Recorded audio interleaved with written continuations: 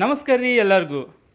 ಈ ವಿಡಿಯೋ ಒಳಗೆ HSRP number plate apply ಮಾಡೋದು ಹೆಂಗೆ ಅಂತೇಳಿ ನೋಡೋಣ್ರಿ. ಆನ್ಲೈನ್ ಒಳಗೆ HSRP ಆಲ್ರೆಡಿ ಫೆಬ್ರವರಿ 17ಕ್ಕೆ ಲಾಸ್ಟ್ ಡೇಟ್ ಇತ್ತು ರೀ. ಅದು HSRP ಬೈಕಿಗೆ, ಕಾರಿಗೆ, ಟ್ಯಾಕ್ಟರ್ಗೆ ಹಾಕ್ಸೋದು ಲಾಸ್ಟ್ ಡೇಟ್ 17ಕ್ಕೆ ಐತ್ರಿ. ಸೊ ಈಗ ಮೇ 31 ಮಟ್ಟ ಎಕ್ಸ್ಟೆಂಡ್ ಮಾಡ್ಯಾರ ರೀ.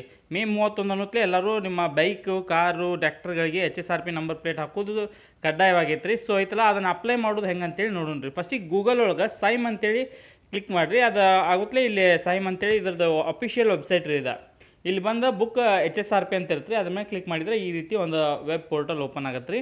ಇಲ್ಲಿ HSRP ರಿಜಿಸ್ಟ್ರೇಷನ್ ಅಂತ ಐತೆ ನೋಡಿರಿ. ಇಲ್ಲಿ ಇದ್ದಲ್ಲಿ ಐತಲ್ಲ ಫುಲ್ ನೇಮು, ನಿಮ್ಮ email, state, vehicle registration number, mobile number, ಈ ರೀತಿ ಡೀಟೇಲ್ಸ್ ಅದಾವೆ ರೀ. ಇವನ್ನೆಲ್ಲ ಫಿಲ್ ಮಾಡ್ಕೋಬೇಕು ರೀ.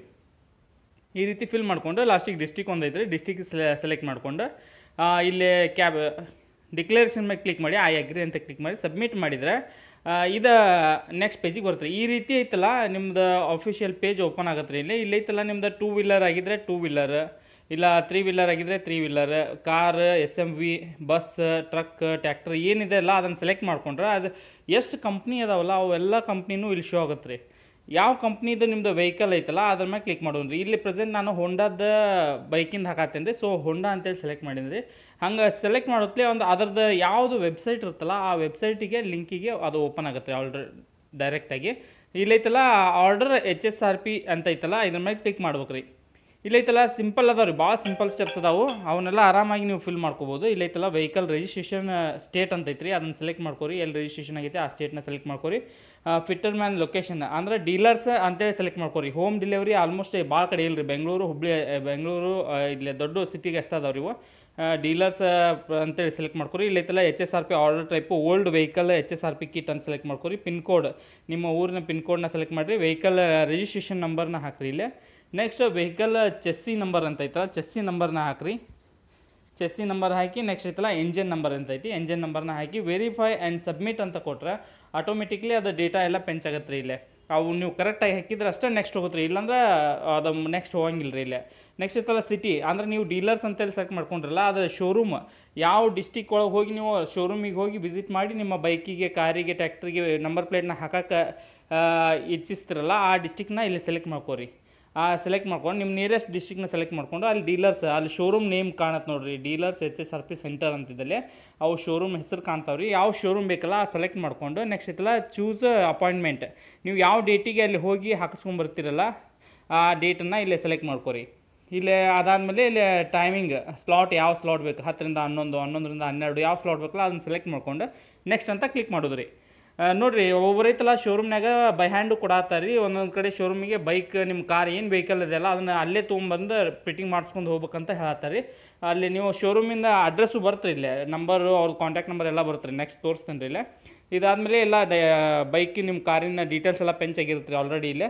ಇನ್ನೊಂದು ಸಲ ವೆಹಿಕಲ್ ಓನರ್ ನೇಮ್ ಅಂತ ಕೇಳುತ್ತೆ ನೋಡಿರಿ. ಇಲ್ಲೇ ವೆಹಿಕಲ್ ಓನರ್ ನೇಮ್ ಅಂತಲ್ಲ ಅದನ್ನು ಸೆಲೆಕ್ಟ್ ಮಾಡ್ಕೊರಿ, ಅದನ್ನು ಟೈಪ್ ಮಾಡಿರಿ. ಅದಾದಮೇಲೆ ಬಿಲ್ಲಿಂಗ್ ಸ್ಟೇಟ್ ಇದು ಆಲ್ಮೋಸ್ಟ್ ಕರ್ನಾಟಕ ಅಂತ ಇರುತ್ತೆ, ಕರ್ನಾಟಕ ಅಂತ ಸೆಲೆಕ್ಟ್ ಮಾಡ್ಕೊಂಡು ನೆಕ್ಸ್ಟ್ ಅಂತ ಟೈಪ್ ಮಾಡಿರಿ.